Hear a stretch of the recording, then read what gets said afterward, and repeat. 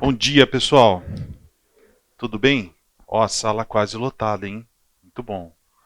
Enganamos vocês, né? Hoje não é o Eusébio, sou eu, tá? Mas ele tá aqui, ó. Então qualquer coisa. E por favor, tá, Eusébio? Qualquer coisa você.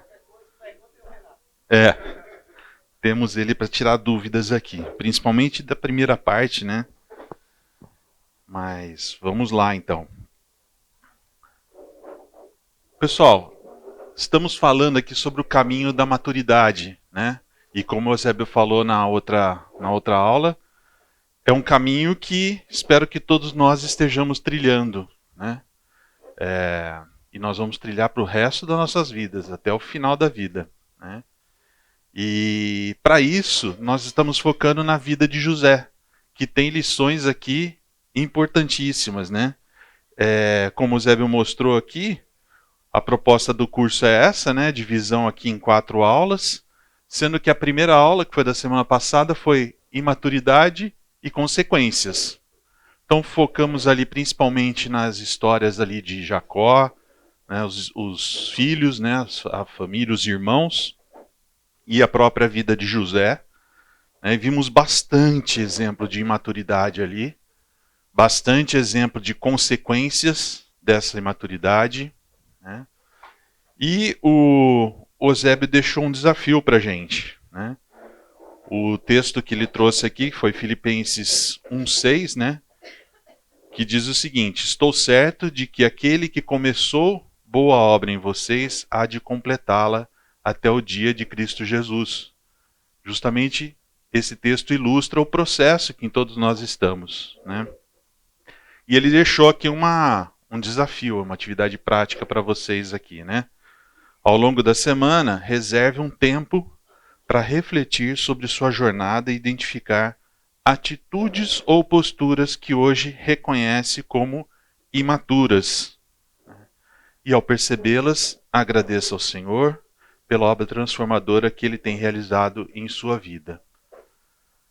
E aí, pessoal, queria ouvir um pouquinho de vocês. Se alguém se sente à vontade de falar um pouco como é que foi essa experiência de refletir sobre atitudes e posturas que hoje você reconhece como imaturas, à luz do que a gente viu aí na semana passada.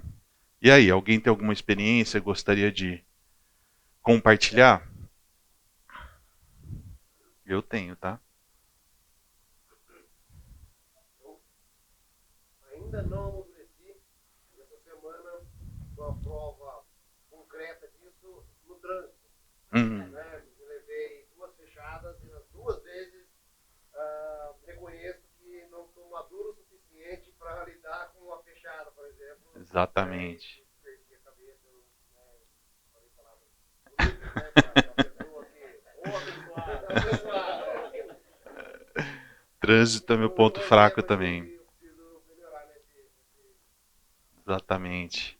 Exatamente. Que mais, pessoal? Quem se sente à vontade aí de compartilhar com a gente? É, da minha parte, né, enquanto eu vi o estudo, né, e ficava vendo a atitude daqueles irmãos, e é impressionante, né? A gente olha e fala assim, gente, que tipo de gente eram esses, né? A ponto de matar uma cidade inteira, né? A ponto de desejar matar o irmão, né? Fala, nossa, esse pessoal era ruim mesmo, né? Só que a hora que a gente traz para a nossa realidade, e eu olhava aquilo, eu falava assim, né, como é que eu trago isso para a minha realidade? E quando você vê o Senhor Jesus, né, trazendo da prática para a intenção, né, os pecados, e Jesus fala que se você já odiou seu irmão, você já matou seu irmão, né? Então eu fiquei pensando em situações e muitas vezes falava lá, né, que eles não podiam nem olhar para a cara de José, de tão irritados que eles estavam com ele. E não podiam falar amigavelmente com ele, né? Quantas pessoas já no meu relacionamento eu não podia olhar para a cara, não conseguia olhar para a cara, não conseguia falar amigavelmente com a pessoa, né? Então, o ódio é algo que corrói o coração da gente, né? E de acordo com o Senhor Jesus, se eu odeio meu irmão, eu já matei, né? Então também sou tão assassino quanto os irmãos de José. Né? Reflexões importantes aí para a gente ver que uma realidade como aquela que parece absurda não está tão longe da gente, não. Né? Não está tão longe da gente. Que mais? Alguém mais?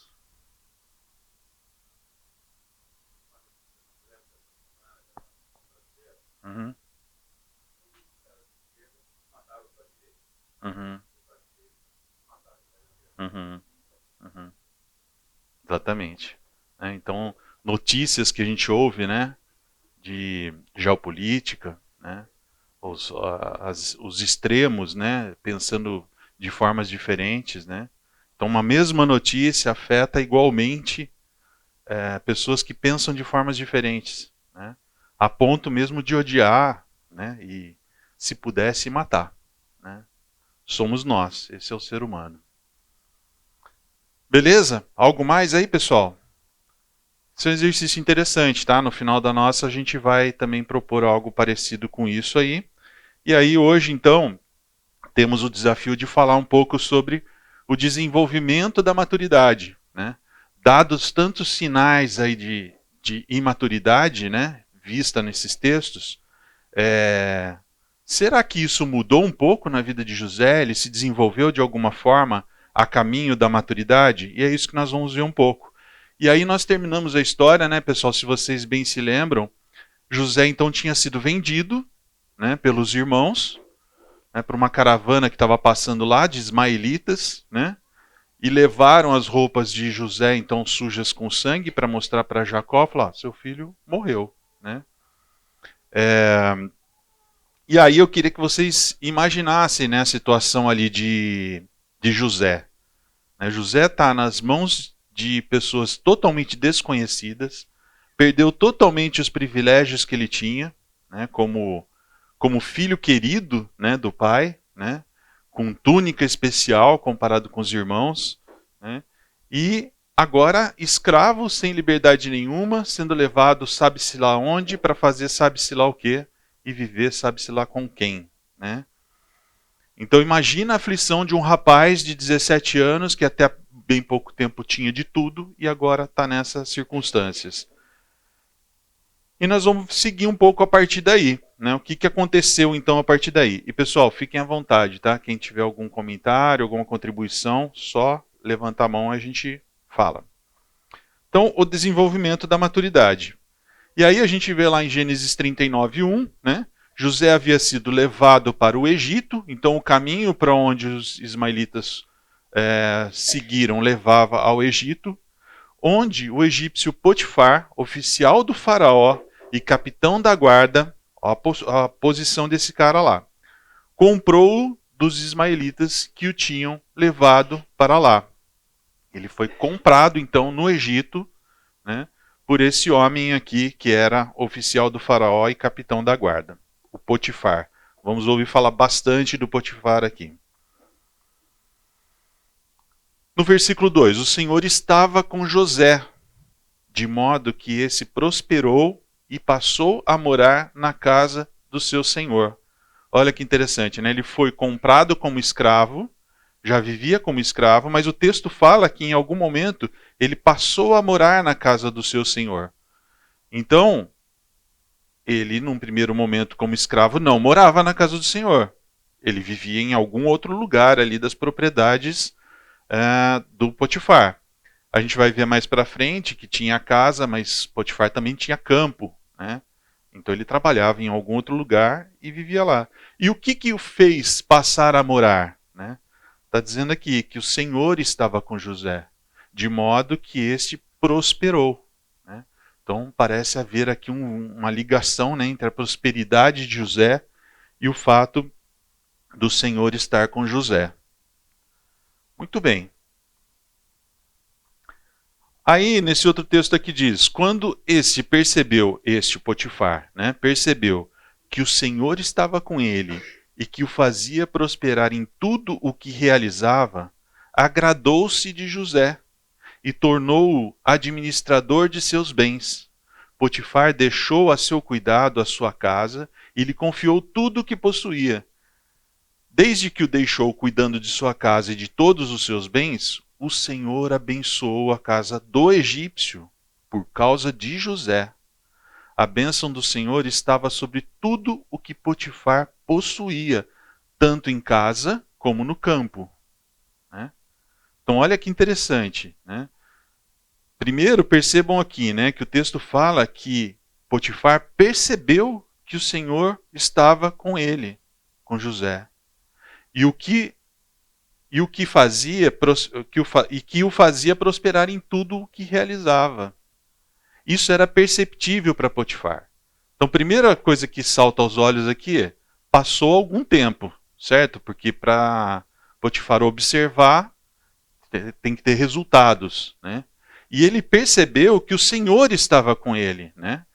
Identificou o Senhor, lembrando que os egípcios não eram crentes no Senhor, né? Então, obviamente, no testemunho de José aqui, tinha um testemunho claro falando do Senhor, identificando o Senhor dos hebreus, né? E Potifar percebeu a fidelidade dele ao Deus dele faz com que ele prospere em tudo que ele faz. Isso agradou Potifar. Né?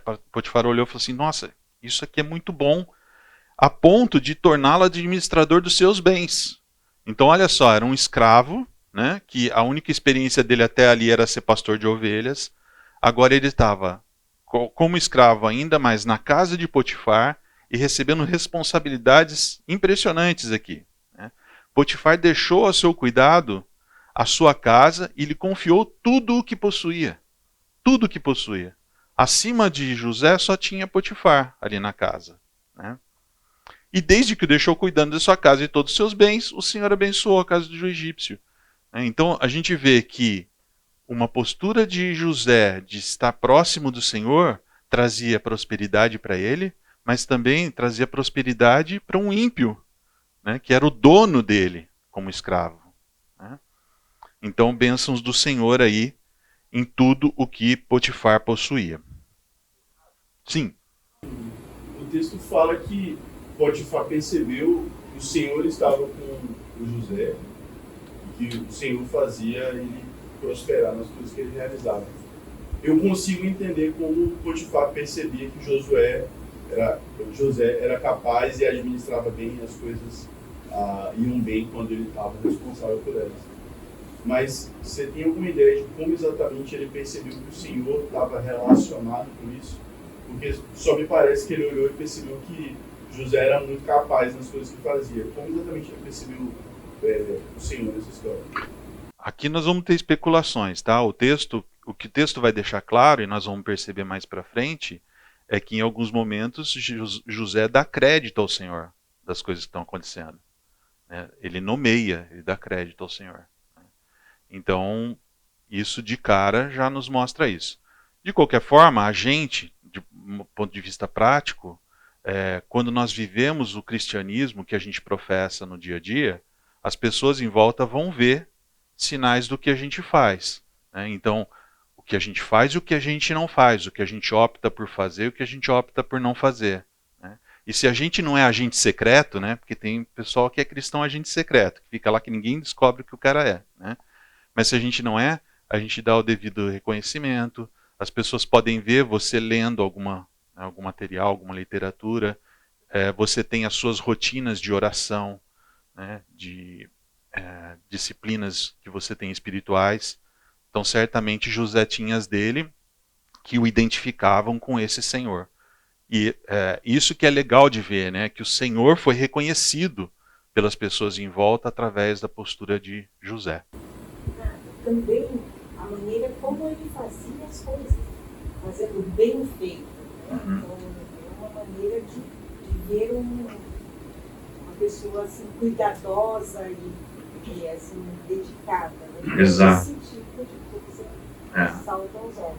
E pensa só, né, ele tinha tudo para não ser. Né, ele era um escravo que foi tirado à força de onde ele vivia, né, mas ele estava ali dedicado, né, cuidando de coisas que não eram dele. Né, então a própria postura dele falava muito sobre o caráter do Senhor. Legal?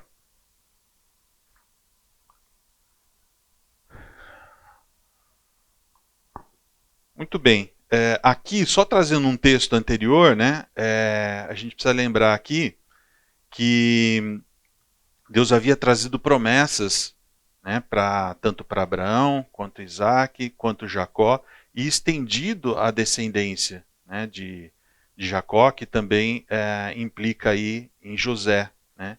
E lá em Gênesis 28, versículo 14, a segunda parte dele até o 15, diz: todos os povos da terra serão abençoados por meio de você e de sua descendência. Estou com você, eu cuidarei de você aonde quer que vá, e eu o trarei de volta a essa terra. Não o deixarei enquanto não fizer o que lhe prometi. Lembrem, pessoal, que José certamente conhecia tudo isso. Né? Isso foi uma promessa feita ao pai dele, né? e ecoava já de promessas feitas a Abraão e a Isaac. Né? Mas o que deixa muito claro esse texto aqui? Que ele abençoaria, né? As pessoas seriam abençoadas. Da terra serão abençoados, todos os povos da terra serão abençoados. Né? E é o que o texto mostrou lá. Potifar, um ímpio, né? Sendo abençoado através da fidelidade de José.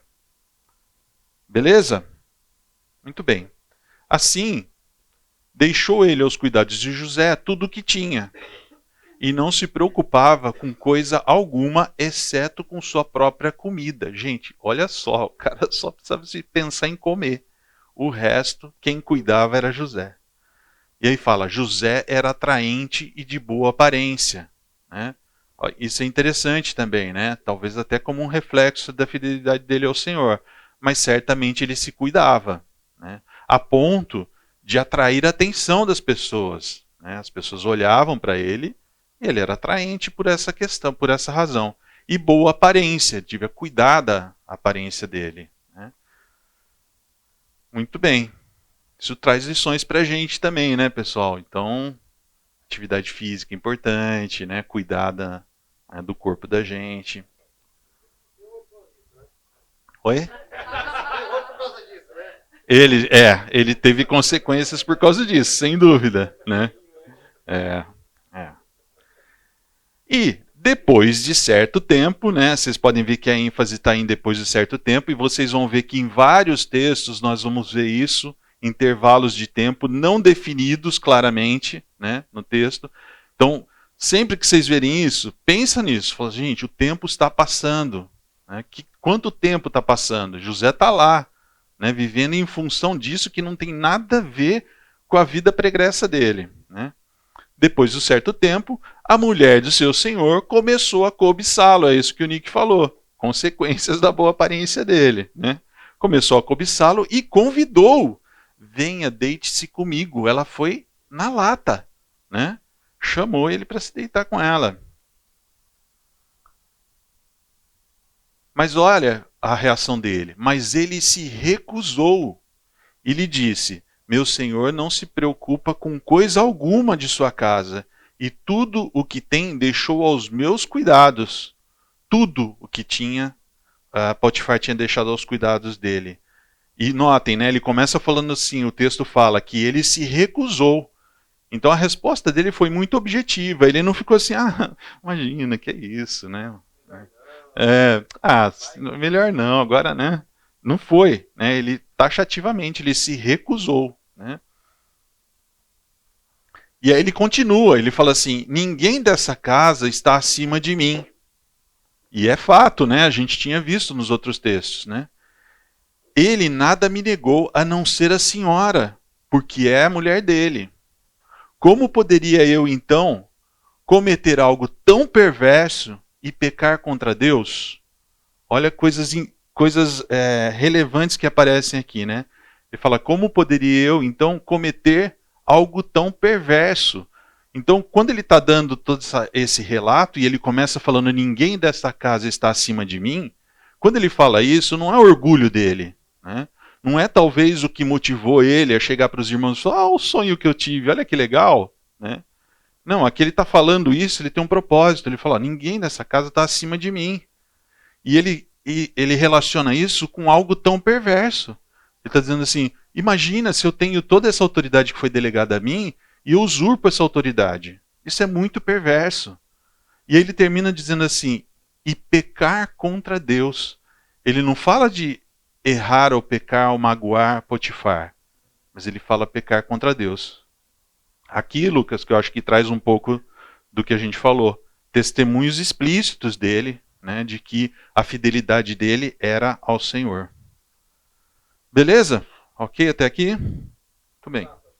Aí também a questão da maturidade nossa, muitas vezes tem a certeza de recusar algo, mas a gente só fala não, obrigado, não quero, e falta esse cuidado que ele teve, não só de se negar, lógico, manter a postura dele, mas dar um testemunho, quase uma pregação ali, né? Exaltando a gente, às vezes recusa algo, mas a gente também não expõe o porquê, né? Para que a gente possa dar um testemunho e exaltar o nome de Deus. Não faço isso, não é porque eu acho errado. Não faço em virtude do testemunho, da relação, ou né, tem alguém maior do que qualquer um que está observando, julgando o comportamento. Exato. Não sei se todos ouviram, mas muitas vezes talvez não seja tão difícil a gente se negar a fazer algumas coisas que são obviamente erradas a gente fazer. Mas muitas vezes a gente não explicita qual é a razão da gente não ter feito. E aqui José está fazendo isso, né? E custe o que custar, e a gente vai ver que isso tem um custo, né? Mas ele explicitou, ou seja, ele deixou claro que as razões dele, né? Primeiro, um ato perverso contra o Senhor dele, e segundo, ele está pecando contra Deus, né? Deixou isso claro. E aí é um ponto de reflexão importante para nós, né? O quanto eu estou me igualando a pessoas que simplesmente têm uma ética boa, né? Ou o quanto eu estou demonstrando que a minha ética ela se deve à minha fidelidade ao Senhor, né? E explicitar isso e pagar o preço disso, né? Muito bem. Assim, embora ela insistisse com José dia após dia, ou seja, a mulher estava lá tentando, insistindo, dia após dia, ele se recusava a deitar-se com ela e evitava ficar perto dela, né?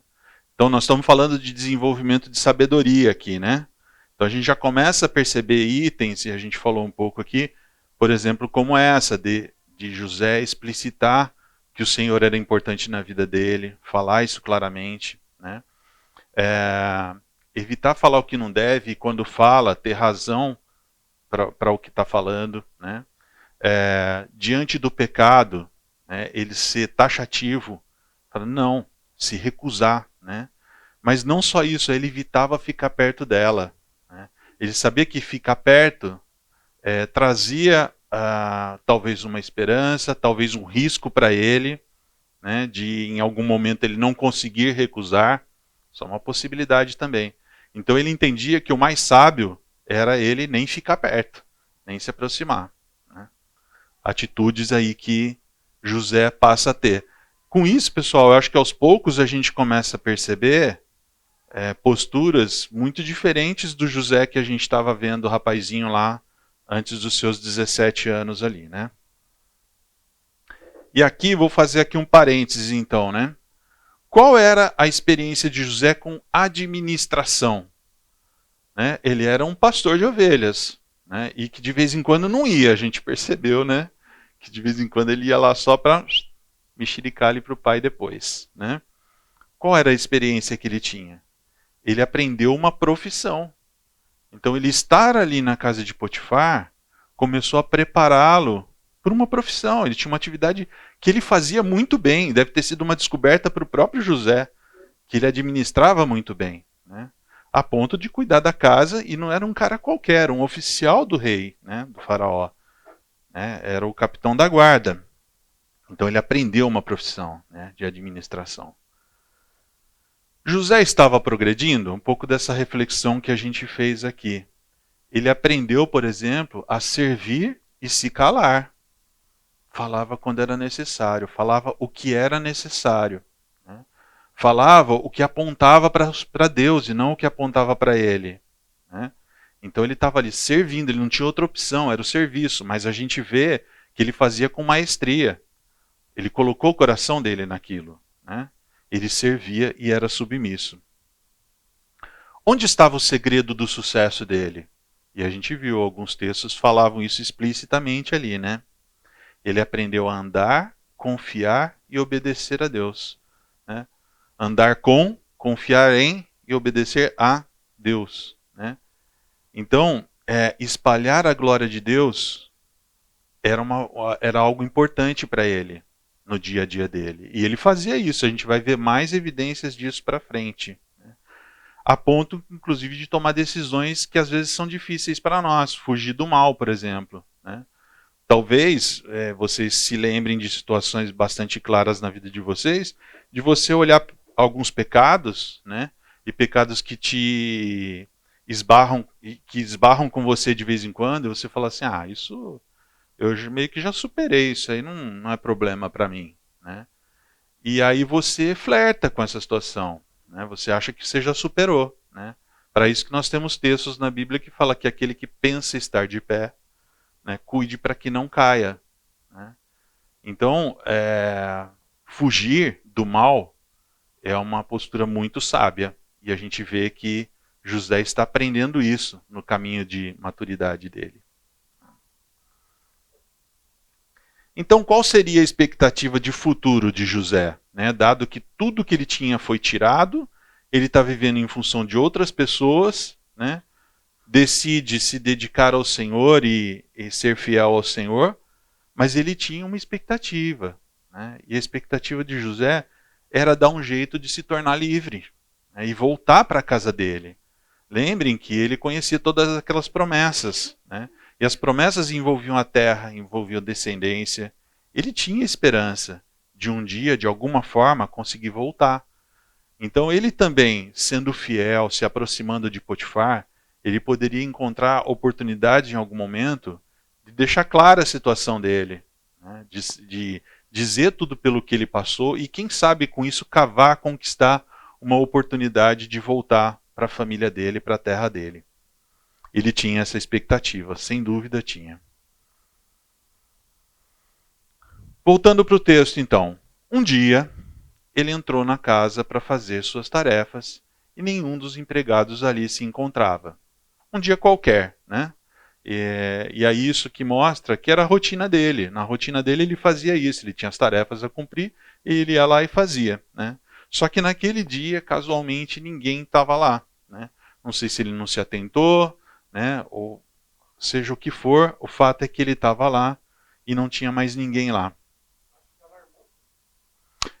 Eu acho que foi a oportunidade que surgiu aí. Olha só a postura da mulher de Potifar. Ela o agarrou pelo manto e voltou a convidá-lo. A coisa foi física, pessoal. Ela voou para cima dele.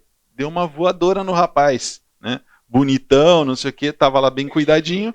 Ela agarrou ele pelo manto e voltou a convidá-lo. Vamos, deite-se comigo. Mas ele fugiu da casa. Agora ele não só evitava, ele fugiu, deixando o manto na mão dela. Saiu correndo, foi embora dali.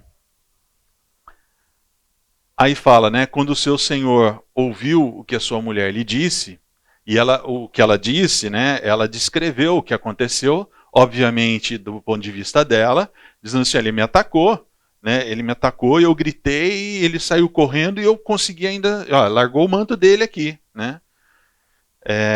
E aí ela fala, foi assim que o seu escravo me tratou. E ele ficou indignado com aquela situação.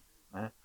É uma coisa que eu comentei com o Zébio, né? Interessante como a questão de vestimenta algumas vezes aparece na vida de José. Né? E a gente tinha visto na primeira aula a túnica que o pai tinha feito para ele. Né? E que foi algo que foi usado com uma mentira para prejudicar José. Né? Então, manchou de sangue, levou para o pai, ele morreu, tal, e com isso venderam José. Agora, mais uma vez, né, tem aqui uma vestimenta envolvida.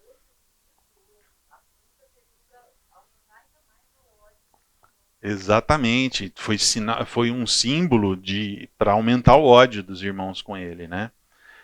E aqui ela segura o manto e de novo, né, a vestimenta, e ela usando de forma injusta com ele também, né, para dizer que aconteceu coisas que não aconteceram, né, e aquilo virou evidência para ele ser considerado culpado. Né? Interessante. Não tem nada demais, tá? É só um simbolismo interessante aqui. E que mais para frente nós vamos ver que aparece vestimenta de novo em uma outra situação bem legal, de um outro jeito aí. Muito bem. Aí o que Potifar fez? Mandou buscar José e lançou-o na prisão em que eram postos os prisioneiros do rei. José ficou na prisão, mas o Senhor estava com ele e o tratou com bondade, concedendo-lhe a simpatia do carcereiro. Então, gente, olha, pensem só. Pelo que aconteceu aqui, Potifar era dono dele, ele era escravo. Potifar tinha poder suficiente até para mandar matar José. Né? Ele não fez isso. O que ele fez? Jogou José na prisão. Não era uma prisão qualquer, né? Uma prisão em que eram postos os prisioneiros do rei. Né? Só que o que a gente vê acontecendo na prisão? A mesma coisa que aconteceu na casa de Potifar. E olha só o crédito a quem está sendo dado. O Senhor estava com ele e o tratou com bondade, concedendo-lhe a simpatia do carcereiro. Mesmo na prisão, José, com a postura dele, conquistou, né, o carcereiro. Já havia conquistado Potifar, já havia conquistado a mulher do Potifar, né? E agora conquistou, mas fugiu, tá, pessoal? Ele não cedeu. E agora ele conquista a simpatia do carcereiro. Agora, vamos refletir um pouquinho sobre essa prisão, né? Porque fala que essa prisão era uma prisão onde eram postos os prisioneiros do rei. E aí eu queria pensar alguns versos aqui para a gente explorar um pouco disso, né? No 39:1, quando José chega no Egito, né? A gente lê o texto no comecinho. José havia sido levado para o Egito, onde o egípcio Potifar, né? Oficial do faraó e capitão da guarda. Mantenham isso em mente, tá? Ele era o capitão da guarda. Ele era oficial e a posição dele era cuidar da guarda. Ele era o capitão da guarda. Comprou José, né? Depois, no verso 20, fala assim: mandou buscar José e lançou na prisão. A gente acabou de ver aqui, onde eram postos os prisioneiros do rei. Depois nós vamos ver mais para frente, no capítulo 40, quando tem aquela situação do copeiro e do padeiro, a gente vai ver um pouco mais em detalhes lá, né? Que o faraó mandou prender esses dois caras, que eram oficiais também do rei, né? Mandou prendê-los na casa do capitão da guarda, na prisão em que José estava. Tá? O capitão da guarda os deixou aos cuidados de José. Ou seja, o que está se configurando aqui? Existia uma prisão especial para prisioneiros especiais, que eram os prisioneiros do rei. Então tudo indica que ela era separada de qualquer outra prisão comum, e ela ficava na casa do capitão da guarda.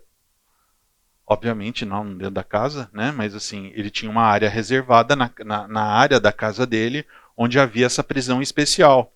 Então, quando Potifar manda José para a prisão, não é uma prisão qualquer, né? Potifar manda para aquela prisão especial, ainda na área da casa dele. E no 47 fala: por isso perguntou aos oficiais do faraó, que também estavam presos na casa do seu senhor. Aqui é um texto que José está interagindo com os prisioneiros lá, mas o texto está trazendo essa ênfase, que também estavam presos na casa do seu senhor. Então, essa prisão era uma prisão especial na casa de Potifar. Tá? Essa que é a evidência importante aqui. Então, pessoal, percebam o seguinte: aqui é especulação, né? Osebiana e Carmoniana, né? O texto não fala claramente, mas assim, não sabemos o quanto Potifar conhecia a mulher dele ou não, né? O fato é que ele decidiu não matar José e ele decidiu manter José por perto, né?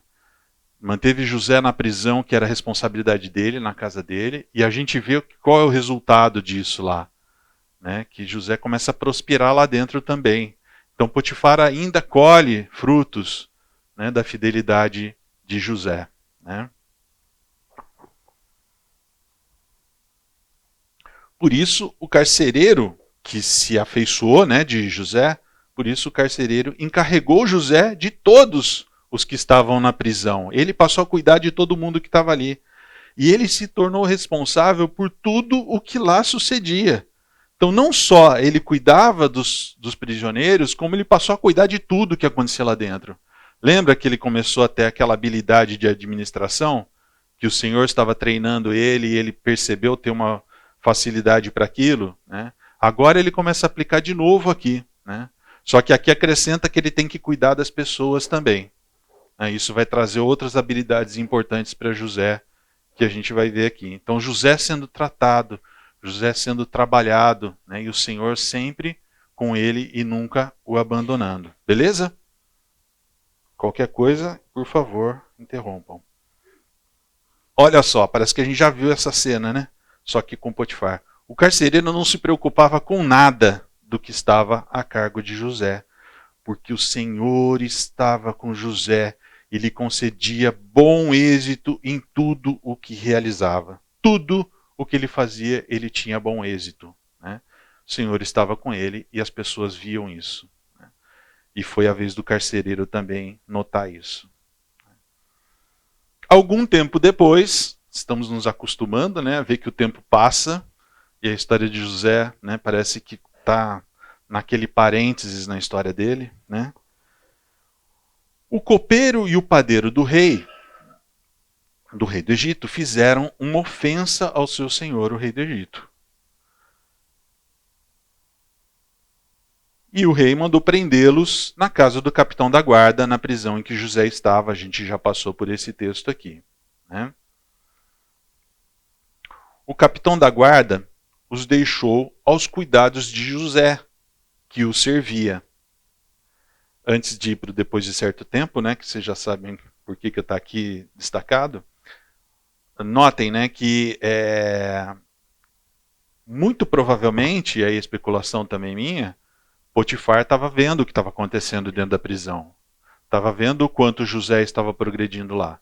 A ponto de saber que ele era responsável pelas pessoas, e quando chegam esses dois prisioneiros especiais aqui, né, do rei, ele coloca aos cuidados de José. E olha só como essa prisão era uma prisão especial. Talvez a gente já tenha visto prisões especiais assim, né? Mas José os servia. Então José estava lá a serviço desses caras. Não era simplesmente um cuidar, mas era servir esses caras, né?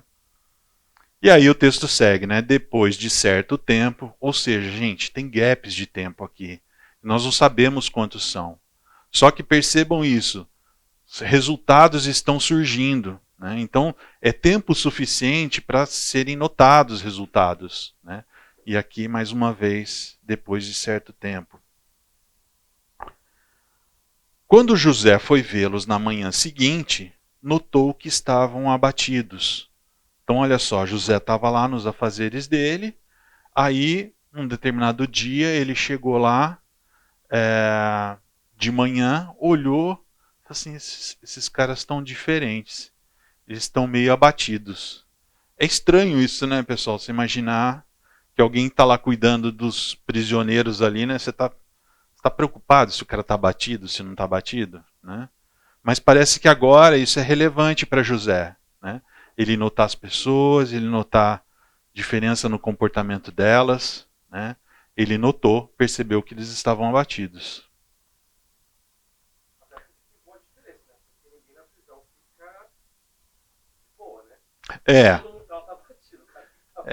Exatamente, é o que a gente ouviu aqui, né? Então, assim, deve ter sido algo muito intenso, porque acha que ninguém fica tranquilinho na prisão, né? Para notar que o cara está abatido, era um abatido fora do comum, né? E ele percebeu isso. Por isso, perguntou aos oficiais do faraó, que também estavam presos na casa do seu senhor: por que hoje vocês estão com um semblante triste? Ele percebeu a tristeza e foi lá perguntar. Nós vamos parar já, tá? Só seguir mais um aqui. Eles responderam: tivemos sonhos. Olha só, lembrem-se, né, da primeira aula, que sonho tem a ver com José aqui, hein? Mas não há quem os interprete. Disse-lhes José: não são de Deus as interpretações? Contem-me os sonhos. De novo, pessoal, postura diferente de José, né? Quando fala de sonho, ele aponta para quem primeiro? Para o Senhor. Ele fala, não são de Deus as interpretações? Não é coisa minha, tá? Isso é coisa do Senhor. Então tudo que ele está fazendo, apontando para o Senhor. Contem meus sonhos, né? E aí, a continuação a gente vai ver então depois do intervalo. É isso, vamos lá. Voltando, vamos lá. Pessoal, a gente tem bastante texto para ver, então eu vou dar uma aceleradinha aqui, mas podem participar, tá? Não tem problema não. Então vamos lá, a gente parou nesse ponto, né, que o padeiro e o copeiro tiveram sonhos, né? O destaque aqui é que José percebeu que eles estavam tristes. Fazer que nem eu faço no cultinho infantil, pessoal. Começa a falar mais baixo, a turminha fala mais baixo também. Ele percebeu, né, que eles estavam tristes de uma forma diferente, mais intensa. E ele vai lá, pergunta o que aconteceu e eles falam, nós tivemos sonhos, mas não tem quem interprete. E aí José de novo aponta para o Senhor, não são de Deus as interpretações? Né? Contem os sonhos.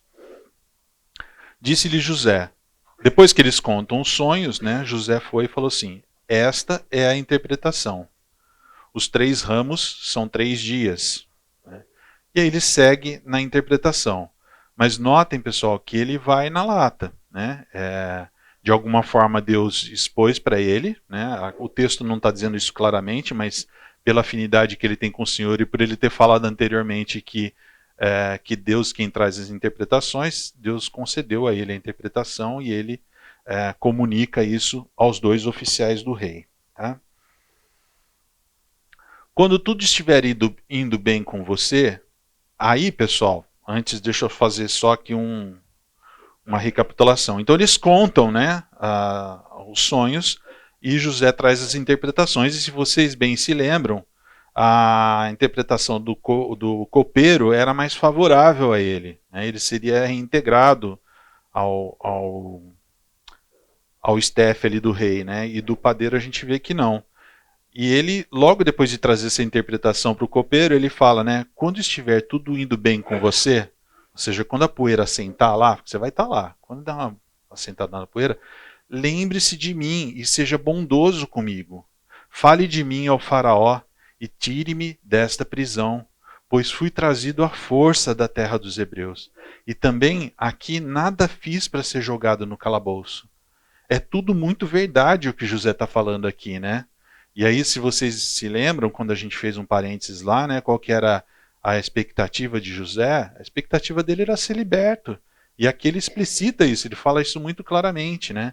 Lembre-se de mim. Ele está articulando um plano dele. Ele falou assim, pô, estou construindo uma network aqui, né? E nessa minha network, esse cara é colado no rei, né?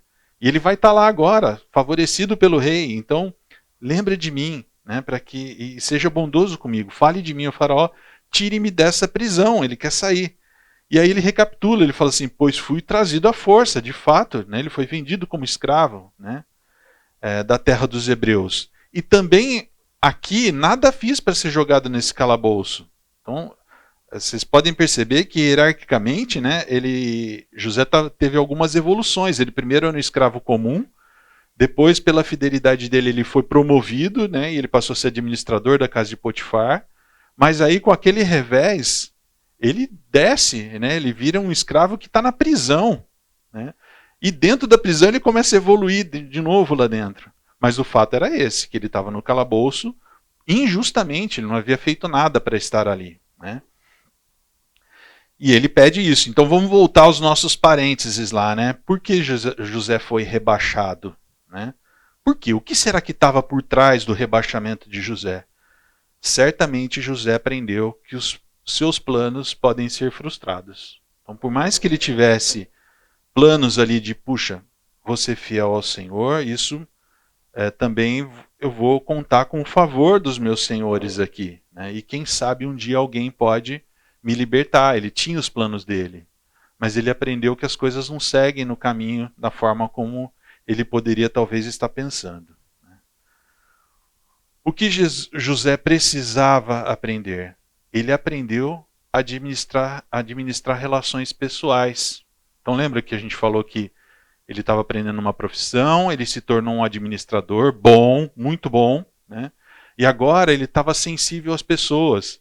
Ele lidava com relacionamentos difíceis, com pessoas em situação complicada, né? Então, mais habilidades sendo trazidas para José, e José crescendo e se desenvolvendo, né? E estando sensível às pessoas também, né? Sensibilidade, pessoal, que se vocês lembrarem, José não usava quando estava com os irmãos dele, né? Então, assim, lá o sinal de maturidade era claro, ele trazia fatos para os irmãos. Os sonhos eram sonhos que Deus colocava em José. Mas ele não tinha sensibilidade de falar, mas se eu falar isso, qual que é o efeito que vai causar neles, né, em relação a mim, em relação a essas verdades que eu estou trazendo, né? Não tinha essa sensibilidade, agora ele está tendo. Onde estava o segredo do sucesso? Como da outra vez a gente viu, ele aprendeu a prosseguir andando, confiando e obedecendo a Deus. Né? Podem ver que a linha da história de José, ela não é contínua, ela tem reveses, né? E ele está passando por esses reveses, e ele está aprendendo, não importa se eu estou para cima, se eu estou para baixo, eu preciso continuar andando, confiando e obedecendo a Deus. Qual seria a expectativa de futuro de José? Pessoal, ainda era dar um jeito de se livrar e voltar para a casa dele. Ele ainda tinha essa expectativa. Voltando lá para as interpretações, né? De novo, José faz a mesma coisa, né? Ele chega agora e fala, esta é a interpretação. Não é Deus quem as interpreta? Então está aqui, a interpretação é essa. As 3 sextas são 3 dias, e aí ele vai descrevendo. E o que a gente vê no texto seguinte, né, lá em 40:20? 3 dias depois, ou seja, ele tinha falado que a interpretação se referia a 3 dias, e agora a gente vai ver o que acontece 3 dias depois. Era o aniversário do faraó. E ele ofereceu um banquete a todos os seus conselheiros, ou seja, teve uma festinha privada, né, pelo jeito, uma bela de uma festa, né, porque só os conselheiros, e o faraó comemorando o seu aniversário. E na presença dessa galera toda, tá lá, na presença deles, reapresentou o chefe dos copeiros e o chefe dos padeiros. Olha que estranho, né? Foi lá, chamou os caras e trouxe eles ali. Né, e todo mundo lá em volta, olha, os dois lá que estavam presos e tal. Expectativa, né? O que será que vai acontecer aqui? Aí o faraó restaurou a sua posição, o chefe dos copeiros, de modo que ele voltou a ser aquele que servia a taça do faraó. Mas ao chefe dos padeiros mandou enforcar, como José lhe dissera em sua interpretação. A virada, né? No meio da festa, o climão que ficou, né? Então, chamou os 2 caras, um foi restabelecido, a posição original, e o outro, ele manda enforcar. E, gente, aqui é exatamente a interpretação que José havia trazido, tá? Imaginem, né, pessoal, que esse foi uma situação que, para quem estava muito próximo ali, foi evidente, foi notícia. Todos souberam o que estava acontecendo. Muito provavelmente José também soube, né? E aí imaginem como estava o coração de José, né? Porque José tinha falado assim para o copeiro, lembra de mim, seja bondoso comigo, né? Então, deve ter gerado no coração de José uma expectativa, agora ele vai falar lá, né, e o faraó vai ser bondoso comigo. Né? Só que o chefe dos copeiros, porém, não se lembrou de José. Ao contrário, esqueceu-se dele. Né? Aqui é até um pouco irônico, né, pessoal? Imaginar que uma situação tão sobrenatural como aconteceu na vida desses caras, né, e que, no caso do copeiro, trouxe vida para ele, né, restabeleceu a posição dele. Ele não foi morto como o padeiro foi morto. Né? É difícil pensar que esse cara se esqueceu, né, de José. O fato é que o texto aqui está dizendo assim, não deu bola, tocou a vida, né, o problema dele agora estava resolvido, Então, tocou a vida e simplesmente não se lembrou de José. E nós imaginando José lá, coitado na expectativa, pensando, ai, será que vai? Será que agora vai? Será que a poeira já sentou? Não assentou ainda? Né?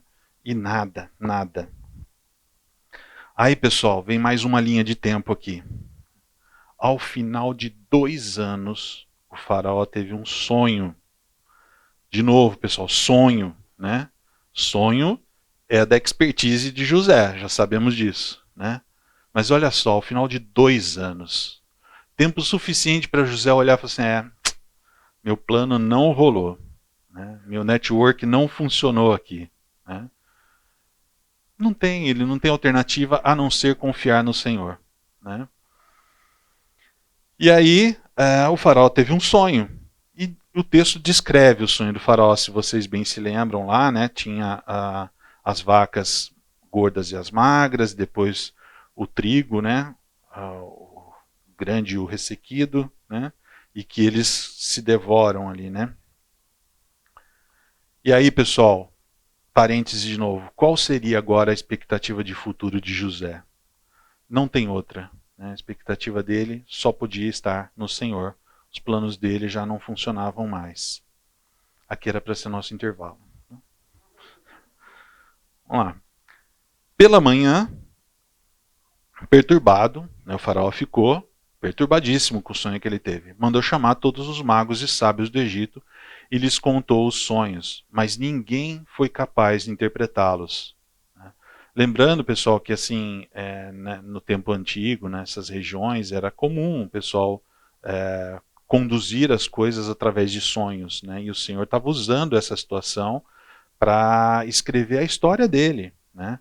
E nós vemos a abrangência dessa história, nós estamos focando só na vida de José, né? Mas é uma história que envolve o faraó, que envolve o Egito e que envolve toda a região ao redor, né? Região conhecida, que dependia das riquezas do Egito também, né? Só que ninguém era capaz de interpretar aquele sonho, né? Então o chefe dos copeiros disse ao faraó, hoje me lembro das minhas faltas. Então ele não havia se esquecido totalmente, agora ele se lembrou, né?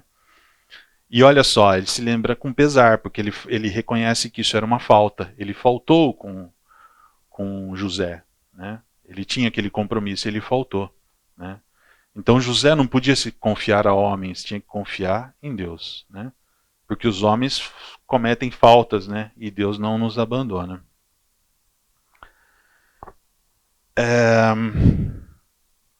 E aí ele começa a descrever essa situação para o faraó, né?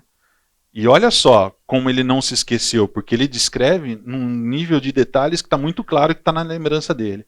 Certa vez o faraó ficou irado com seus 2 servos e mandou prender-me, junto com o chefe dos padeiros, na casa do capitão da guarda. Certa noite, cada um de nós teve um sonho, e cada sonho tinha uma interpretação. Pois bem, havia lá conosco um jovem hebreu. Então lembre-se, a história de José, ele se identificava claramente como hebreu, e o pessoal o conhecia assim. Servo do capitão da guarda, né?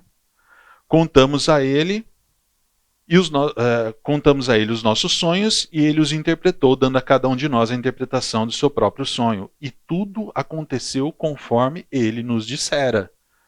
Então, não só o faraó estava procurando alguém que interpretasse, mas o melhor para ele é alguém que interpretasse e aconteça, né? Porque a interpretação qualquer um poderia trazer, tá certo que custaria a vida do cara se não acontecesse, né? Mas aqui é uma evidência de alguém que interpreta e acontece, né? Eu fui restaurado à minha posição e o outro foi enforcado. O faraó imediatamente mandou chamar José, que foi trazido depressa do calabouço, acelerado, né? O faraó tinha pressa. Depois de se barbear e trocar de roupa, apresentou-se ao faraó. Então, ele estava lá meio mulambento ali, apesar de ser um cara que se cuidava bem, né? Ele estava no dia a dia dele ali na prisão, né? Não era, pelo jeito, uma situação boa para ele estar na frente do faraó. Então ele foi obrigado ali a se barbear rapidinho, né? E trocar a roupa para se apresentar ao faraó. Imaginem a expectativa no coração de José. Porque ele não sabe por que ele está sendo chamado na frente do faraó. Pô, o que será que aconteceu? Será que o copeiro conseguiu convencer ele de que eu estou sofrendo injustiça aqui, ele vai agora me libertar? Né? Talvez a expectativa dele fosse essa. Né? Aí, pessoal, parênteses de novo aqui. É possível enxergar Deus nesse contexto todo? O que vocês acham? É possível? Não é? O que salta aos olhos aqui como evidência de que Deus estava nesse contexto?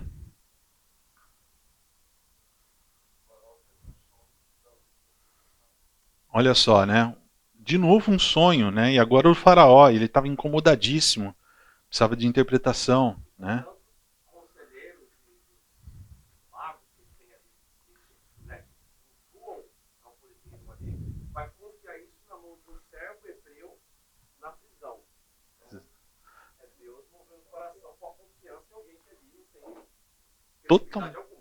Totalmente fora, né, do convencional.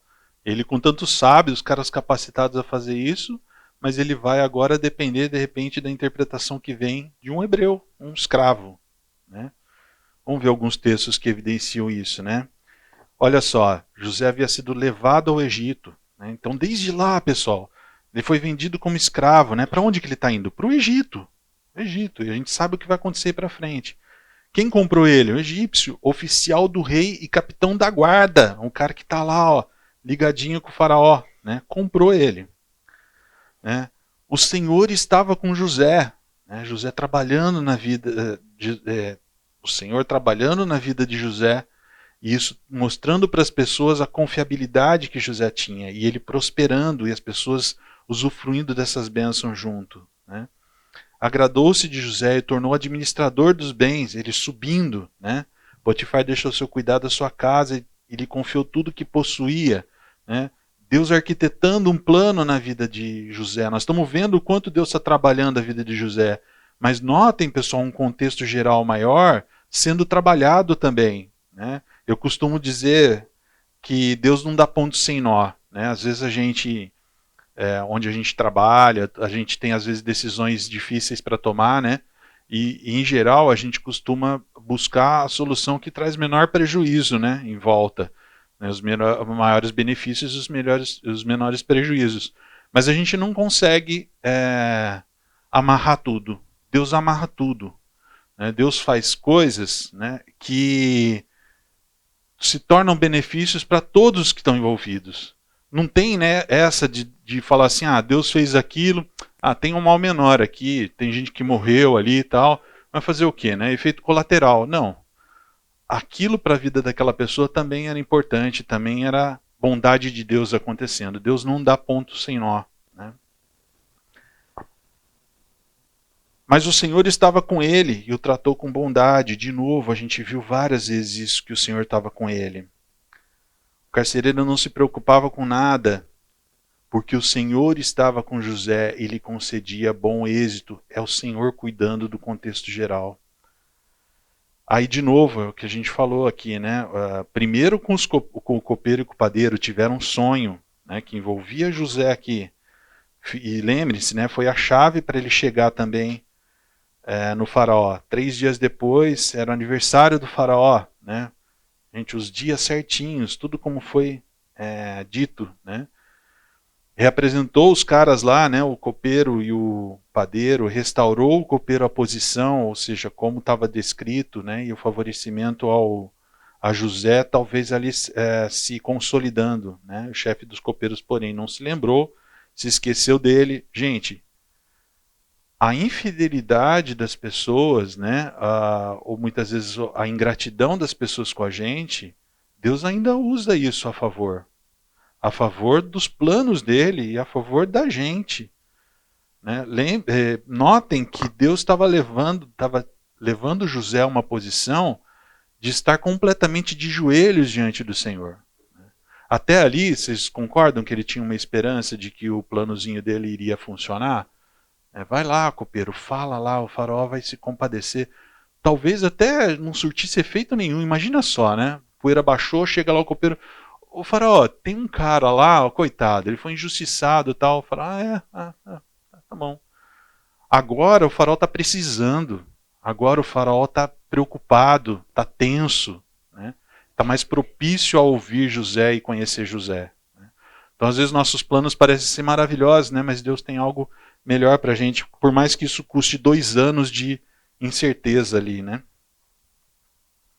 Ao final de 2 anos, o faraó teve um sonho, e aí vem todo esse sonho do faraó, né? Que depois vocês podem ler o texto lá. Né? E aí o faraó mandou chamar José, né? E foi trazido lá rapidamente e apresentou-se ao faraó. Olha como essa história está galgando, né? Com seus revés altos e baixos, mas agora José está na frente do faraó. E aí, pessoal, o que eu queria trazer algumas reflexões aqui para a gente. Isso tudo mostra que Deus estava regendo algo aqui, né? Então tinha uma regência de Deus acontecendo aqui. Ela se passa primeiro por uma promessa bem estabelecida. Né? Essa promessa ela aconteceu no passado a Abraão, né? Ela foi também repetida a Isaac, né? Ela foi passada a Jacó e seus descendentes. Em Gênesis 15, versos 13 e 14, diz o seguinte: então o Senhor lhe disse, fique sabendo com certeza, isso ele está falando para Jacó, tá? Fique sabendo com certeza que a sua posteridade será peregrina. Não, desculpa, pessoal, está falando para Abraão. Fique sabendo com certeza que a sua posteridade será peregrina em terra alheia. Lá para Abraão, Deus já estava falando isso que a gente está vendo acontecendo aqui, né? Será reduzida à escravidão e será afligida durante 400 anos, que é o tempo que o povo ficou lá no Egito, né? Mas eu castigarei a nação que os escravizar. Depois eles sairão com muitas riquezas. O povo vai sair diferente dessa escravidão, né? Vai sair muito rico. Né? Então Deus já estava com as promessas dele deixando claro toda a história, deixando claro todo o contexto, o caminho para onde ele estava seguindo. Então Deus está regendo tudo isso. Né? Deus ordinariamente usa os meios naturais. Né? E aí o Eusébio citou ali aquele exemplo que o Fernando deu, né, na mensagem dele, né, que você tem os 2 tipos de milagre, aquele milagre fantástico e aquele em que o Senhor está orquestrando coisas que talvez sejam até naturais, né? E aí tem muita discussão, por exemplo, a gente ouve muito, né, falar que mas tem várias explicações das pragas do Egito lá, porque tem uma época que tem enchente, que os sapos pulam fora, isso aqui, tem um monte de explicação. Agora, gente, fala a verdade. As coisas acontecerem na hora que Moisés falava que era para acontecer, né, e naquela sequência de fatos, né? Então, quem orquestra tudo isso? Né? Isso não é acaso. Né? Acho que ninguém poderia citar um período na história do Egito que essas 10 coisas com possíveis explicações científicas aconteceram em sequência. Né? Mas ali aconteceram. Né? Então isso também é maravilhoso de ver. Deus usando as coisas naturais, as coisas que são ordinárias, né, comuns, né, para os seus planos. E ele faz isso. Dor e sofrimento como ferramentas. E muitas vezes, pessoal, a gente quer viver uma vida só de alegrias, né? Só de coisas boas acontecendo para a gente. Muitas vezes a gente não entende por que existem sofrimentos, né? Por que a gente tem que passar por eles. Né? Mas Deus usa essas coisas como ferramentas. Né? E certamente José passou por isso, e nós vamos ver na próxima aula, né, que a maturidade dele chega a um ponto que ele consegue olhar para a história dele inteira e entender que era a regência absoluta de Deus. Né?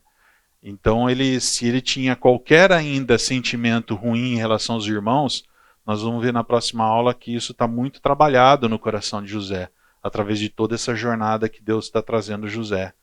E aí você ter a lucidez de perceber que dor e sofrimento na sua vida podem ser ferramentas usadas para Deus, é uma evidência muito forte de que você está seguindo um caminho de maturidade. Né? Se a gente pensar a história de Jó, por exemplo, né? Jó morreu sem saber qual era o contexto, até espiritual, em que todo o sofrimento dele estava envolvido. Ele nunca soube. Né? Mas ele, no final da vida dele, ele fala que ele conheceu Deus de verdade, não só de ouvir falar. Né? Então é isso que Deus busca de nós, um relacionamento próximo com Ele. Deus ensina, treina, desenvolve e capacita. Eu costumo dizer também, pessoal, que na vida nossa com Deus, a gente não fica estagnado.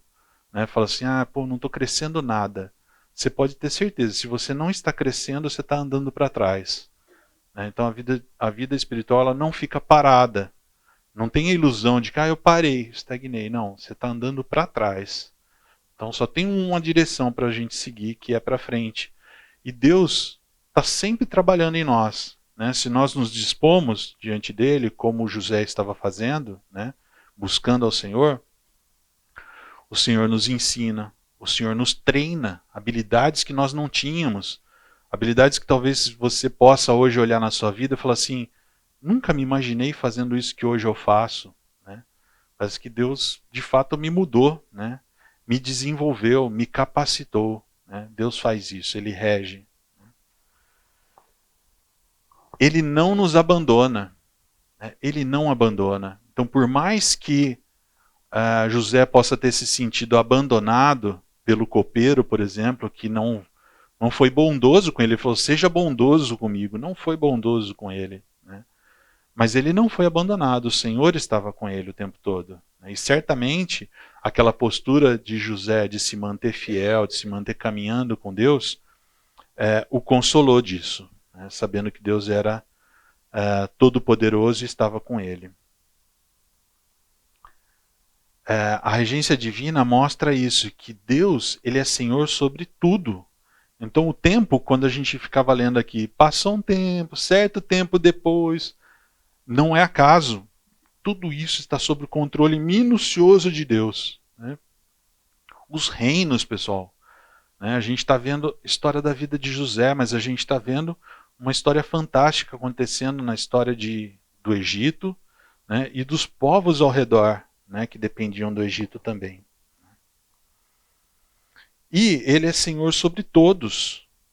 Não tem exceção. Então na vida de José, mas também na vida de Potifar, também na vida da mulher de Potifar, também na vida daqueles oficiais, né? E na própria vida do faraó. Né? Deus rege todas essas coisas. E aí, pessoal, para tentar trazer um pouco de resumo aqui para a gente, né? Quais são, então, os sinais de desenvolvimento de maturidade na vida de José, que desde que ele chega no Egito, né, até esse momento em que ele é colocado diante do faraó, quais são os sinais que a gente pode notar aqui de maturidade na vida de José? Primeiro, José busca a Deus. A gente discutiu um pouco disso aqui, né? Vários textos falavam assim, o Senhor estava com ele, o Senhor estava com ele, o Senhor estava com ele. 2 Crônicas 15, segunda parte do versículo 2, diz o seguinte, o Senhor está com vocês quando vocês estão com ele. Se o buscarem, ele deixará que o encontrem, mas se o abandonarem, ele os abandonará. Tá? Então, José aprendeu essa lição. 2 Crônicas é bem depois, né, da história de José. Mas José na prática aprendeu isso. Deus estava com ele não era por acaso. Não era simplesmente porque Deus queria estar com ele. Mas José estava buscando a Deus. Né, e buscar a Deus fazia com que Deus estivesse com ele. Então, quando a gente vê lá a percepção das pessoas de que Deus estava com ele, é porque ele estava sendo fiel e ele estava buscando ao Senhor. Então, José está crescendo nisso. Né? É algo que os textos da primeira aula talvez não evidenciem isso na vida de José, mas esse aqui se preocupou em destacar. Né? Que mais, além da busca? Né? Ele aprende que a obediência produz bênção. Isso é muito evidente na vida de José. Ele começa a aprender cada vez mais isso. Né? E ele experimenta o que depois é registrado por Moisés lá, e o que é registrado depois no livro de Josué, capítulo 1, versos 7 e 8. Seja forte e corajoso, é Deus falando para Josué. Tenha o cuidado de obedecer a toda a lei que o meu servo Moisés lhe ordenou. Não se desvie dela, nem para a direita, nem para a esquerda, para que você seja bem-sucedido por onde quer que andar. Não deixe de falar as palavras desse livro da lei, de meditar nelas de dia e de noite, para que você cumpra fielmente tudo o que está nele escrito. Só então os seus caminhos prosperarão e você será bem-sucedido. José estava aprendendo isso, ele estava vendo os efeitos práticos disso na vida dele. Conforme ele buscava o Senhor e conforme ele obedecia às coisas que claramente agradavam ao Senhor, a vida dele produzia bênção para ele e para quem estava ao redor dele. Ele viu isso de forma prática. Então isso era um passo a mais na maturidade dele. E aí, pessoal, eu queria trazer um pouco para nós, né? Como é que nós estamos na nossa busca ao Senhor? Talvez, às vezes, a gente olha e fala assim, puxa, parece às vezes que o Senhor não está comigo, parece que o Senhor me abandonou. Você está buscando ao Senhor? Porque o texto que a gente leu aqui fala que se eu busco ao Senhor, Ele se revela, Ele se faz presente. Então, quanto a gente está buscando? Às vezes a gente só quer o bom, né? A gente só quer a presença de Deus, mas sem buscá-lo. Não acontece. Né? A mesma coisa nesse ponto da obediência, que produz bênção. Às vezes a gente pode olhar para a vida da gente e falar assim, nossa, só está acontecendo coisa ruim, não vejo... Porque aconteceu coisa ruim na vida de José. Né? Ele foi rebaixado, mesmo na posição dele lá de escravo, mas dizia que mesmo nos momentos de rebaixamento, as coisas que ele fazia prosperavam. Então, isso aqui é legal para a gente entender assim, a vida da gente tem altos e baixos, tá? E está dentro do plano, não está fora do cuidado do Senhor. Mas eu posso prosperar, mesmo numa situação para baixo. Né? Agora, o que implica aqui? Obediência. Eu estou obedecendo? Eu estou seguindo aquilo que eu aprendo com o Senhor que eu devo seguir? Né? Isso aumenta a minha intimidade com o Senhor. A gente já aprendeu, né, que aquele que tem os meus mandamentos e os guarda, esse é o que me ama. Então, a evidência de que eu amo o Senhor é obedecer ao Senhor. Então, como que nós estamos nesse quesito? Será que a gente está só querendo as bênçãos, mas sem querer obedecer? Né? Outro ponto, né, outro sinal claro aqui do desenvolvimento da maturidade de José, né? A sabedoria dele diante do pecado. Né? Ele começa a ter a sensibilidade de vê que um pecado está próximo, vê que ele está exposto ao pecado. E ele começa a ter a sabedoria de como agir diante disso. Né? Então, eu não vou me expor. Ele não ia, ele não chegava perto. Lembra que falava que ele evitava? Evitava justamente para ele não se expor. Né? Agora, se ele não se expôs, mas o pecado chegou até ele, o que ele fazia? Fugia. Né? Saía fora, ele corria. Aqui de novo, né? Provérbios, o sábio deixou lá escrito isso. Mas uma lição que José estava aprendendo. O caminho dos justos evita o mal. Evita o mal. Quem guarda o seu caminho preserva a sua vida. Então, de novo, nós, pessoal, como é que a gente age diante do pecado? Primeiro, você está sensível para perceber que o pecado está perto? Né? O pecado espreita a porta, né? Então cabe a você dominá-lo, né? Deus falou isso para Caim. Né? Então, pessoal, a mesma coisa. Como é que está a sua postura diante do pecado? Você está dando mole? Você está achando que você já avançou? Não, eu estou bem, essa área eu estou bem. E aí você se expõe. Né? Ou se o pecado bate mesmo a porta, você foge dele. Né? É isso que José está aprendendo aqui.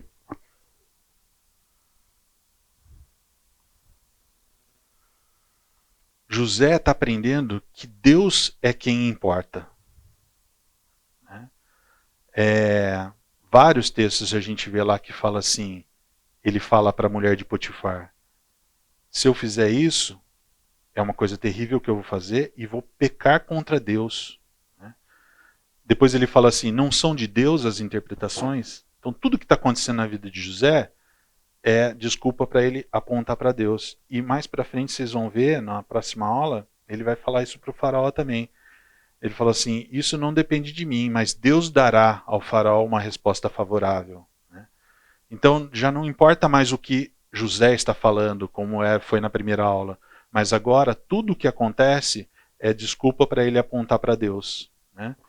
A gente fala muito de ser cristocêntrico, né? Hoje em dia a gente fala, isso aqui também tá? É José sendo cristocêntrico, né? Apontando para o Senhor. O quanto da nossa vida, pessoal, isso é um sinal de maturidade importante. O quanto você consegue olhar para a sua vida e as coisas que envolvem a sua vida estão apontando para Cristo. Né? Esse é o propósito. Deus nos criou para isso, para o louvor da glória dele. Então a sua vida aponta para Cristo, porque se sua vida está apontando para você, você está perdendo seu tempo. Né? Não é esse o objetivo de Deus em nos colocar aqui. E como o Fernando nos ensinou também na mensagem, né, na última mensagem, é o melhor lugar para nós estarmos, na vontade de Deus. Né? Buscando a Deus para que Deus seja glorificado, nós temos o melhor prazer que possa existir à nossa disposição. Né? Então, que pode parecer egoísmo, mas eu vou buscar meu prazer. Não tem outro lugar melhor para você estar que não seja na presença do Senhor. Né? Então, a sua vida tem que apontar para Deus. E esses são sinais de maturidade na vida de José. Sim? Um sinal de maturidade também, que nós temos que trabalhar, não no sinal, mas na maturidade, é entender que para Deus tudo tem um tempo. Então está muito evidente na vida de José, cara, depois de 2 anos, depois de um tempo, depois de um tempo. E nós, às vezes, seguimos esses pontos, buscamos a Deus, confiamos nele, mas esperamos alguma coisa de imediato. Isso é imaturidade. Sim. Eu tenho que entender que Deus traçou toda uma história para ter um final feliz. Né? Um sofrimento de José e injustiça, uma série de coisas. Então, acho que uma parte importante da maturidade é estar consciente que Deus faz as coisas no seu tempo. Porque senão, se eu não tenho isso, eu começo a me enfraquecer, começo a me esmorecer, porque estou orando, estou estudando, estou buscando e nada. Vocês ouviram, pessoal, o que o Lucão falou? Mais ou menos, né? As coisas acontecem no tempo de Deus, e essa é uma lição importante que José aprendeu aqui, e é importante para nós também. Vai ser o nosso último ponto aqui, mas eu já exploro ele aqui. Não, imagina, já exploro ele aqui, daí a gente passa mais rapidinho lá. Vejam que as coisas, a gente viu vários textos falando, passaram-se dias, algum tempo, né? E José, no finalzinho só dessa história, foi entender que o plano dele ele teve que esperar 2 anos ali para ver o que o Senhor ia fazer. E notem que o plano que Deus está trazendo é muito melhor do que era o dele, né? Porque José vai colher benefícios muito maior para a vida dele e vai ser instrumento de Deus em fazer algo maravilhoso para todo aquele povo, inclusive o povo dele, né? E o Eusébio falou, né, na última aula também que no caso de Rúben, né, que Rúben era o irmão mais velho, ele tinha direito à porção dobrada da herança, né? E a gente vê que essa porção dobrada depois ela vai para José, né? Porque tem os 2 filhos, Efraim e Manassés, que cada um recebe uma parte. Então, na verdade, José está recebendo 2. Né? Então, ele também foi abençoado. Né? Deus estava preparando uma benção muito maior para ele. Mas no tempo de Deus. Né? E que às vezes para nós parece 2 anos na prisão. Né? Sentado lá sem saber o que está acontecendo, achando que todo mundo esqueceu da gente, né? Quando na verdade Deus está trabalhando. Então as coisas têm o seu tempo e José aprendeu isso. Né? Obrigado, Lucão. A fidelidade de Deus pode ter um custo alto, a fidelidade a Deus. José aprendeu isso. Né? O quanto nós estamos aprendendo isso? Porque a gente falou um pouco no começo aqui, né? Às vezes a gente pode tomar decisões radicais, mas não falar por que a gente está tomando. E às vezes o falar por que a gente está tomando pode colocar a gente em situações complicadas. Né? Isso às vezes pode custar o seu emprego, né? Pode custar como as pessoas vão ver você. Então às vezes a gente só só evidencia que a gente tem uma ética legal, né? Mas a gente evita falar por quê, para não ser desfavorecido, para não começar a pensar assim, isso aí é crente, mais uma historinha desse. Então, às vezes a gente se esconde por trás disso, né? Mas ser fiel a Deus pode implicar num custo alto, né? E aí, pessoal, eu vou terminar com isso aqui, tá? Um tempo atrás, eu assumi uma posição numa empresa, uma empresa financeira, e aí eu estava muito feliz, porque a empresa tinha valores que batiam muito com os meus valores. Eu falei, puxa, aqui vai ser legal de trabalhar. E nós tivemos uma situação de fraude que aconteceu lá com um cliente, né? E nós tínhamos que tomar alguma posição. E aí o meu chefe, ele chegou e falou assim, pensei bastante e nós vamos fazer tal coisa. Aí ele falou lá qual ia ser a estratégia. Só que nessa estratégia envolvia a gente encobrir um pouco mais do que estava acontecendo da fraude e permitir que ela ainda se prolongasse um pouquinho mais, para justamente a gente ter margem de manobra para que outros clientes e outros financiadores, né, que participam desse processo não fossem impactados, né? E aí eu cheguei para a Cris, minha esposa, né, para quem não sabe, falei, Cris, eu estava muito feliz nessa empresa, mas acho que acabou a minha jornada aqui, né? Aí eu falei assim, eu tenho que falar com ele, falar com o meu chefe. Aí eu peguei e mandei uma mensagem para ele e falei, cara, eu preciso falar com você. Obviamente, ele já sabia que estava pegando, né? Porque pedi para falar pessoalmente com ele, marcamos num cafezinho, porque a gente trabalhava remoto, né? E fomos lá pro cafezinho. E lá eu falei para ele, assim, cara, eu tô com o coração partido, mas eu acho que eu não vou ter condição de continuar, porque eu não posso compactar com isso, né? E eu tô triste porque assim, eu também não tenho clareza suficiente para chegar para você e falar assim, vamos fazer de tal jeito, porque eu sei que era uma situação muito difícil, né? Mas, cara, eu não vou fazer isso. E você sabe por quê? Ele sabia, ele também é ex-adventista, né? Então ele sabia de todos os meus valores e tal. E depois a gente conversar bastante, falar sobre isso e tal, eu falei assim, eu coloco o meu cargo à disposição, fica à vontade para fazer o que você achar melhor. Daí ele falou assim, não, Carmona, você acabou de me fazer mudar a minha posição. Então eu não sei exatamente como eu vou fazer, mas de cara eu vou dizer, aquela situação nós vamos interromper ela imediatamente, eu vou falar com os financiadores envolvidos e vou propor para ele uma outra alternativa, sempre alinhando com você e tal, mas nós vamos fazer assim. Tá bom assim para você? Eu não imaginava ele fazer isso, eu estava disposto a entregar meu cargo. Eu falei, não, tá bom, vamos seguir nessa linha. Seguimos nessa linha, não seguimos com a fraude, né? A situação foi saneada, na verdade acabou chegando até um resultado melhor do que tinha para chegar. E o meu chefe aprendeu que o Senhor é Senhor da minha vida, né? Custe o que custar para a minha vida, podia custar meu emprego, né? E pessoal, queira ou não, eu usei esse artifício mais vezes, tá? Recentemente eu usei de novo com ele, né? Eu falei assim, cara, eu vou ser o chato de novo, mas eu não concordo com a gente fazer isso, né? Não são os nossos valores. Vocês sabem da minha crença, eu falei para ele e para uma outra funcionária que tá. Vocês sabem da minha crença, eu não vou fazer por causa da minha crença, mas não são os valores que a gente professa como empresa também, então a gente tem que ser fiel aos valores que a gente definiu, né? Eu falei, bom, estou correndo risco com isso. Então, pessoal, não era risco de vida meu, tá? Mas era o meu sustento, né? Mas se eu tenho a visão de que Deus é Senhor sobre todas as coisas e eu sou cristocêntrico, né? E eu estou sabendo olhar e falar as coisas acontecem por uma razão e quem cuida da minha subsistência é o Senhor, não sou eu. Se não vai ser através desse emprego, Deus vai me dar sustento em outro lugar, seja num outro cárcere que eu vou ser colocado, seja onde for, né? Deus vai me dar o sustento. Então, pessoal, trouxe só essa historinha rapidinho para vocês, para justamente nos trazer reflexão e deixar aqui para vocês, Deus é o Senhor do tempo, né? O último item, e aí trazer para vocês, vamos fazer o mesmo exercício que nós fizemos na semana passada, só que durante essa semana, tentem identificar atitudes ou posturas que você reconhece que já tiveram alguma evolução na sua jornada de maturidade, tá? Vamos fazer esse exercício, semana que vem vocês compartilham. Deixe-me orar rapidamente aqui com vocês. Senhor nosso Deus, Pai, nós te louvamos, Senhor. Só temos motivos para sermos gratos de ver como a sua história é impressionante, Senhor. Como o Senhor constrói a história do seu povo, mas acima de tudo a sua história, Senhor.